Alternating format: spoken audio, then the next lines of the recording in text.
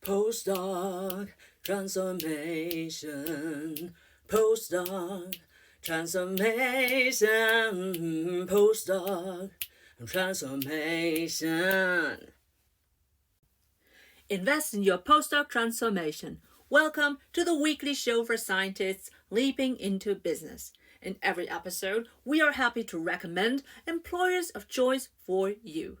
For your career transition, we offer customized career transition e-courses and memberships also at graduate schools all over the world, maybe yours too. And if your university isn't yet our customer, enroll in your free email course for career transition made simple, as linked in the show notes. I'm your host, Professor Dr. Eleonore Soei-Winkels, and let's build your postdoc transformation with this episode. Do you feel paralyzed when you're thinking towards the PhD end? Maybe you are simply afraid of leaving academia because you know how to work with the people in the lab and you just don't have an idea of how it's like working in business. Or you're thinking, what can you do with your PhD in XYZ? Maybe you're thinking also, like, yeah, you've been trained in academia. How can you even think of navigating your way into business when you've never had an internship or a practical business related study degree? Maybe you're also thinking your supervisors have invested so much in you that you don't want to let them down, and everyone has been expecting you to go further and further. After the bachelor is the master's, the PhD, and of course the postdoc is the next one. But is that really you? These are all the questions that we will cover, plus a bonus question. And I hope that you will enjoy your postdoc transformation show episode. Let's dive right in. Question number 1. So I'm afraid of leaving academia, probably not unveiling it. This is all I know because of the bachelor and master and then PhD right afterwards. Will I be bored or, will I be unsatisfied or uninspired as a professor who went right after the PhD into business, but also leaned back into academia? I have to say, I've seen lots of intelligent people on both sides, right? I've seen also a lot of dumb people on both sides, right? And a related question is also, the academics who are leaving academia are probably the second class who didn't make it to the top and something like that. And I strongly encourage you to think about these misconceptions because you find people from all walks of life, from all intelligence, from the whole spectrum in both worlds. And the challenges that they have in the business world are definitely different to the ones who are the challenges in the science or in academia, right? So it's a different pace. It's a different impact on the people who are impacted because decisions in business can make or break the projects, can make or break the salaries, can make or break the opportunity to earn your salary to support your families. And that means a decision or a challenge in business can be much more impactful than in science, where it's maybe more or less foundational and groundbreaking, but it's a long-term game. And also maybe your contribution is just one puzzle piece and it's hard to discern your own impact in the research world. At least in my case, I knew that when I published my papers, only 5 people would read my papers. And I didn't think that this was a lot of impact. And I thought that I would have much more impact in business, which I did. But then on the other hand, when I boomerang back as a professor, I realized that I have much more impact with young, curious minds in their bachelor and also in their master thesis. They can learn from me how I think it should be based on my theoretical, but also on the practical background that I gained. And just for the record, because maybe you don't know me, I was an IT strategy consultant in the years between my PhD of neuroscience and until I was appointed as a professor of industrial and occupational psychology. So in these couple of years, I gained a lot of IT and business experience, and which is why I'm also able to deliver all my free career services by automation, email marketing, and websites and everything like that. And did you know that I offer deep dive e-courses, workshops, and memberships at graduate schools, maybe also at yours in the future? Ask your graduate school coordinator whether they want to book my services so that I can deliver them to you 24/7, 365 on your mobile device. So for me, this is my hobby and I love it. This is how I share my privilege of becoming a professor, because this is actually a rare occasion. As a mom of two children, it's hard and it's also rare, and I acknowledge my privilege, and so I share that with you. Hey, do you need a well paid job in business aligned with your vision of life as soon as possible? You don't have access to a supportive career guide at your graduate school? Then this is for you. I know that leaping out of science can be lengthy, full of misconceptions, and scary without experienced guidance.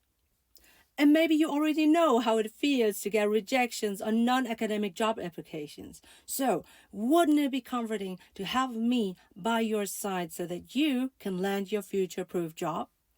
Imagine the feeling of getting job interview invites after you submitted a winning CV, cover letter, and sustainably rock your LinkedIn. Do you want to become confident through my interview and contract negotiation rehearsal? With me, you can confidently fine-tune suitable roles, working conditions, benefits, and compensations. This Postdoc Transformer bundle is the first time that I ever offer it, and it grants you 24/7 access to the 2 e-courses, Career Transition into Business and Digital Personal Branding, that are usually exclusively offered at graduate schools. Now you can share all your job application material and questions, as many as you like, and I will answer via exclusive video lessons sent to you via email within 24 hours. So subscribe until you start your job and you don't need me as your career transition guide anymore. How would you feel to be able to worry-free pay all your running bills and reduce your student debts as you earn 60 to 125K annual salaries? Remember, every month without a well-paid job worsens your financial situation, so it takes longer to become financially stable. Also, receiving too many rejections for your job applications after your PhD will reduce your chances to get a job aligned with your vision of life. So, subscribe to your monthly Postdoc Transformation bundle for your guided career transition into business now. If you want to think about people you are working with, then I recommend to you episode 1 of the Postdoc Transformation Show, because there's the question about the people you want to work for and with, your supervisor, but also your colleagues and also your clients or your whoever is working with you. All right. So the next question would be then, what can I do with a PhD in XYZ? Don't think about this just from the perspective of your degree and yourself, but instead you need to think of the 2 perspectives, right? From the external point of view. Your employers or your potential employers aren't that interested in your degree, be it the bachelor, the master, or the PhD. But instead, they're thinking of what can you transfer from all your theoretical knowledge to make a contribution towards their real world business problems. You need to be able to switch the perspective so that you can think of your skills as being helpful for solving the problems in their daily business. For this, I can also strongly recommend to you the episode number 4, which is the future of work. Just a hint, every semester I will record the future of work again and again, because that may change after half year or another year. So this is the episode that I also share with my own bachelor and master students so that they can always have the newest future of work episode on their mind. Especially if you're thinking, what is your vision of life, right? Mine is, I want to build my postdoc transformation. So whatever I did after my PhD, according to my vision of life, is building it family first, right? So I don't want to work 100% like nuts. I'm not trading off one-on-one hours, but instead I try to leverage all my skills so that I can earn money in time windows that are more convenient for my kids and me, and also according to my whole life. Do you want to be employed or do you want to become an entrepreneur? Because if you want to become an entrepreneur, then you should also listen to the episode number 10, which is what makes a scientist a good entrepreneur. Right? Don't limit yourself to your most recent degree, but instead also look into your PhD, master, but also bachelor. For me, becoming a professor of industrial computational psychology after a couple of years in IT was to use and capitalize on my psychology that I learned from my professorship. So all my psychology knowledge and also my neuroscience knowledge was dead and buried for a couple of years in IT because no one was interested in that. But still, I was able to reconnect and to revive that knowledge, allowing my students to understand these kind of concepts in the face of their business challenges. And now it's time to thank Company ABC, who sponsors this episode of the Postdoc Transformation Show. I would now be reading the company's answers to one of 6 bold questions so that you can choose to apply. For example, number 1, describe your most valuable experts versus leaders in your company. Have they typically earned a doctor title? Or number 2, for which of your company roles or units do you encourage somebody with a doctor title to apply? Number 3, how would you describe your organizational culture in which your most valuable experts and leaders thrive in? To nominate an employer of choice so that we can ask our informative, bold questions, click on the link in the show notes. And now, back to the Postdoc Transformation episode. This Postdoc Transformation show is brought to you by myself, of course, but also I have a team, which is one in the background, one of my master students, Priscilla. If you are here or watching this replay, thank you. And also Elisa, who has been proofreading a lot of episode notes and the whole background of that. And the same goes out for David, because he also read a lot of things and he had a lot of great questions and ideas, which I implemented. And so everything that you see behind the scenes, obviously is visible in front of you, was not built just on my knowledge, but also on the input of my postdoc transformation community, especially the team. So thank you again. Right. Next question on. About no business experience or industry research collaborations. How can I enter the business world? Well, yeah, that's a good question because that obviously comes from someone who almost towards the end of the PhD and has no research collaborations with industry partner. And if you are someone in your first or second year, I strongly urge you to think about industry collabs. Okay. So as soon as possible, as many as possible. If you can't do them anymore because you're in the last year or so, this is like the question now, then I urge you to at least do your dry research, so to speak, on LinkedIn. So that means you should create your LinkedIn profile in a business friendly manner. So, that it's not putting business people off, but instead of making them interested in your profile and what you've got to offer. Once you have that, you can start to research and find people who are maybe helpful for your orientation. That doesn't mean that you have to ask them right away, but instead you can follow them and you can ask or you comment nice and smart questions, comments on their posts and everything so that it's becoming a warmer audience for you. Okay. If this is not making sense, then I urge you to also enroll in my free career transition email course, because in email number 3 or 4, I talk about how to build a sustainable LinkedIn profile and also talk about or write about how to research your favorite employers and stuff like that. Next question is, I'm afraid of letting down my supportive supervisors by leaving academia. Okay, I understand this because it happened to me. So I have a very supportive diploma thesis supervisor. So when I started, there was no bachelor master system, but instead it was diplomas. And my diploma thesis was supervised by Professor Dr. Sabine Windman, and I love her. She's my hero. We are still friends, and I'm so glad that I had her. And she always knew that I wanted to apply to the International Graduate School of Neuroscience. And she said, well, we could get you in there, but just in case you don't get in there, I want you to have a safe place to learn. So I like you from your thesis, and I want you to have also funding for a PhD with me, if you don't mind. And I was like, yeah, I mean, that was the best second offer that I could have, because I know her, I love her, and I wanted to work with her. And actually, by the time I got the admission letter to the International Graduate School, I felt better, because I knew that already was able to secure funding for a PhD with her. And she did that by applying personally with my information. So she got this funded for me, and still I turned her down and started my PhD at the International Graduate School of Neuroscience. And that was a hard decision, but she told me that she will find someone else, and I need to have my own agenda.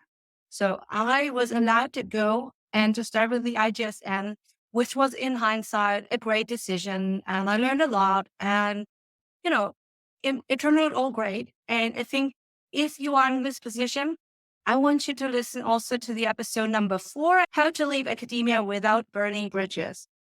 Once you go into your career, you always have the situation where you have to make hard decisions, especially if you are a business leader, a manager. You always have opportunity costs, and you have to make the right decision for your own team, for your own whatever, right? So sometimes that means, having a conflict, and to anticipate a conflict, to resolve that, indicates your value as a leader.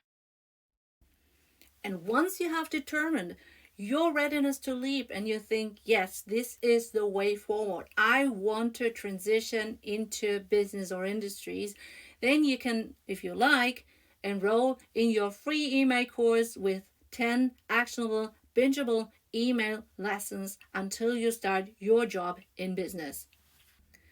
You'll get 10 emails that detail number 1, how to leap out of science, number 2, how to build your sustainable LinkedIn profile, number 3, how to read social media and network, number 4, how to research your favorite jobs and employers, number 5, how to do information interviews to get insights, number 6, how to create your customized applications, number 7, how to prepare your thesis from a business point of view, number 8, how to apply to your favorite employers. Number 9, how to choose the right job offer. And number 10, how to prepare for your new job. Woohoo!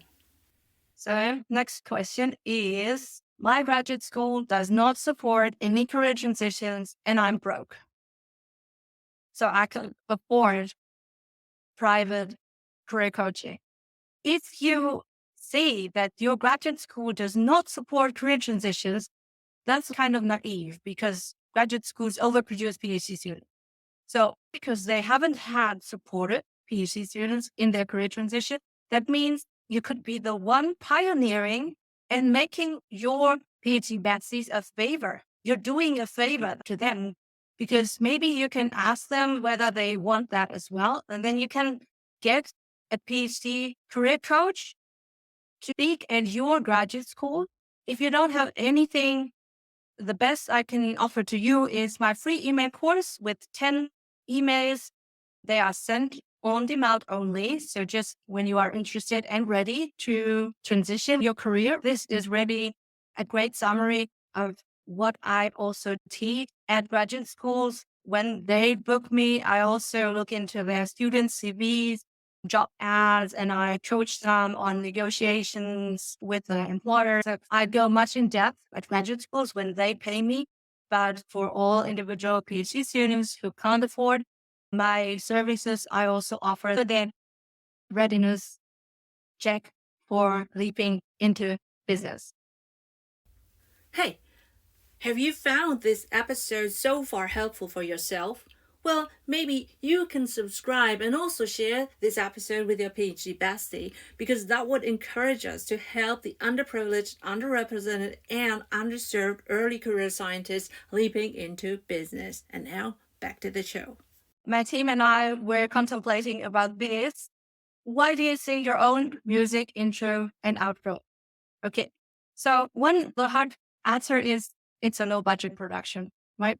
So I asked a couple of befriended singers, and they literally said that they would be too expensive for me, which I agree. That sucks. If I'm not earning money through my free career resources, then I shouldn't waste my money on that. But instead, I want you also to think about your own transferable skills and to see them from a different perspective. Maybe you have something like this. I love the stage. I love singing. I love playing music. I love creating music. I love writing my own songs. I never become a singer. I did win prizes for when I was 16, but I don't do this professionally anymore. And from time to time, I miss the stage.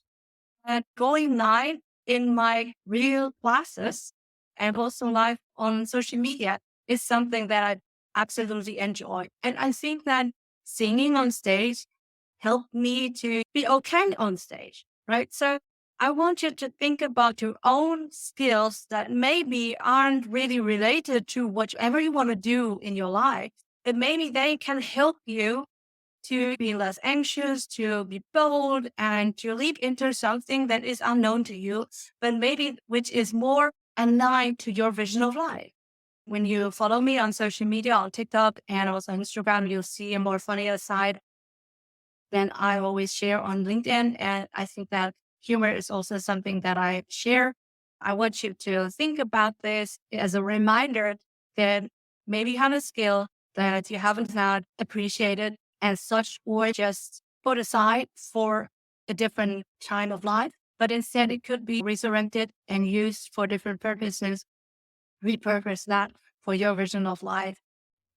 Do you want the transcript of our episode and our episode sponsors answers to all 6 bold questions so that you can choose to apply? Do you want to nominate your employer of choice so that we can ask them our bold questions? For all of that, check out our clickable links in our show notes. And on our website, www.postdoctransformation.com, you can also check your readiness to leap into business or enroll in our free email course, Career Transition Made Simple. Thanks for your attention. I'm Professor Dr. Eleonore Soei-Winkels, the host of your weekly Postdoc Transformation show. Postdoc transformation, postdoc transformation, postdoc transformation.